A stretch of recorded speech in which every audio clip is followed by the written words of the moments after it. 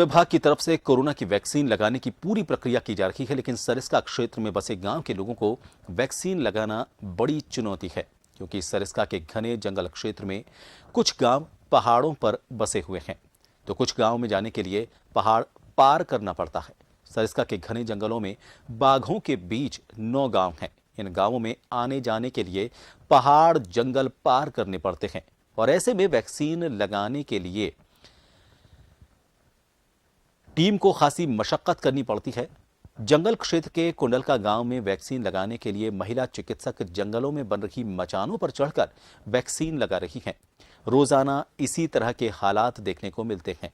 Vaccine लगाने वाली स्वास्थ्य कर्मियों ने कहा कि रोजाना उनको वैक्सीन लगाने में खासी दिक्कतों का सामना करना पड़ता है। और हो रहा है, इनको इसलिए मना कर रही हूँ। और अभी कुछ तैयार भी हो जाते हैं, कभी कभी मना भी कर देते हैं, पर लगवा लेते हैं।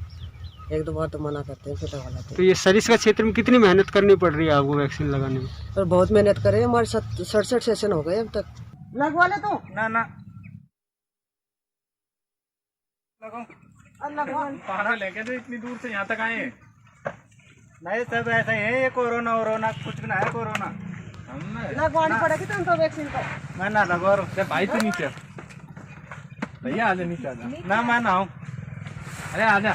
नहीं क्यों, कुछ भी ना है। कोरोना वैसे ही लगा रहे हैं। वैसे ये सरकार पागल है जो इतना खर्चा खा रही है। लगाओ मैडम, आप लगाओ इनके टीके लगाओ। ना मैं ना लगूं। तो खोल दो।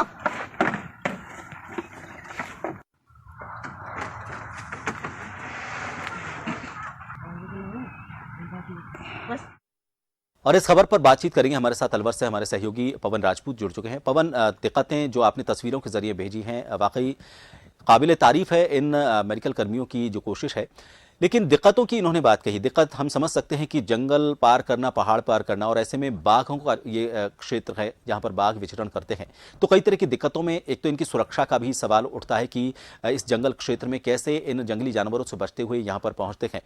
और उसके अलावा जब बिल्कुल रिमोट एरिया में जाते हैं तो कई लोग सहयोग करते हैं, कुछ लोग सहयोग नहीं करते हैं। जैसे अभी हमने देखा, मचान पर चढ़कर उन्हें वैक्सीन लगानी पड़ी है, उसने मना कर दिया।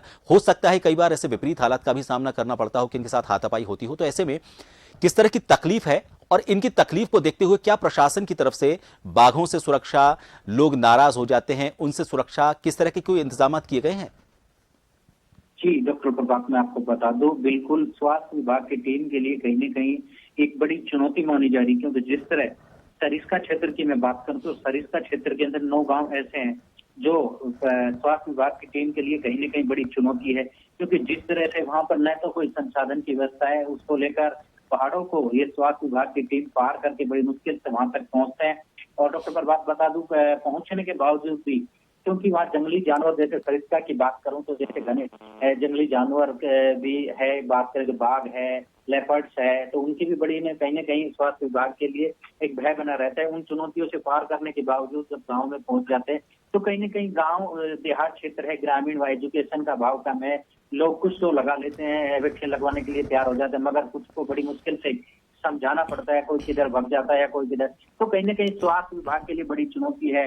मैं बात करूं तो प्रशासन के द्वारा सुरक्षा को लेकर कोई इंतजाम नहीं है स्वास्थ्य विभाग की टीम के द्वारा, मगर जो वन विभाग के कुछ कर्मचारी है वो उनका सहयोग कर रहे हैं। इंसानियत के नाते ही बताया जा रहा है, क्योंकि जिस तरह ये एक चुनौती मान रहे हैं इस चीज को, जैसे पीएम ने भी कहा था कि हर घर वैक्सीन, तो उसी को तहत भी ये कहीं न कहीं एक मुहिम लगा रहे हैं और अपनी जान के साथ खिलवाड़ करते हुए और पूरा लोगों को जागरूकता कर रहे हैं और उनको वैक्सीन लगा रहे हैं। जैसे वीडियो के अंदर आप देख रहे हैं किस तरह समझाइश कर रहे हैं, उसके बावजूद भी लोग बाग लगवाने को तैयार नहीं है। तो कहीं न कहीं स्वास्थ्य विभाग की बड़ी चुनौती मानी जा रही है। जी, आपकी इन मेडिकल कर्मियों से बात हुई है, इनका क्या कहना है, किस तरह की इनकी डिमांड है? क्योंकि जाहिर तौर पर जान जोखिम में डाल रखे हैं, ना सिर्फ कोरोना से, असली अगर हम कोरोना वॉरियर किसी को बोलें तो वो ये लोग हैं, क्योंकि ना सिर्फ कोरोना का खतरा इनको बना रहता है, संक्रमितों के पास ये पहुंच जाते हैं, बाघों का इनको खतरा है, और जिन लोगों को वैक्सीन लगाने जाते हैं उनसे उनको समझाइश करनी पड़ती है, वहां पर उनसे उनके साथ झगड़ा होने के इनके हालात होते हैं। क्या इनकी मांग है ताकि ये सुरक्षित रहकर खुद और ये जो देश की एक मुहिम है उस मुहिम को आगे बढ़ा सके? क्या मांग करते हैं प्रशासन से? हम चाहेंगे कि जन टीवी के जरिए आप उस मांग को प्रशासन तक पहुंचाएं ताकि इनकी मांग पूरी हो और इनके जज्बे को सलाम किया जा सके।